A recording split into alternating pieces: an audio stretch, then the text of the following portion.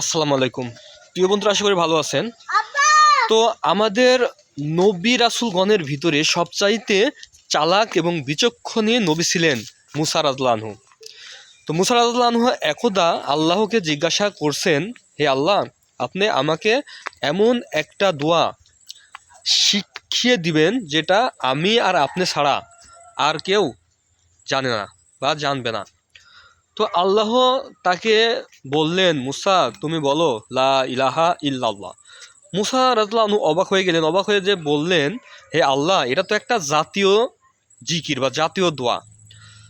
তো আল্লাহ বললেন, মুসা রাদিয়াল্লাহু আনহুকে বললেন যে মুসা তুমি তো জানো না, এটা এমন একটা দোয়া যেটা সাত জমিন সাত আসমান এক পাশে রাখলে এবং এই কালমাটাকে এক পাশে রাখলে কালমার ওজনটা ভারী হয়ে যাবে। সুবহানাল্লাহ।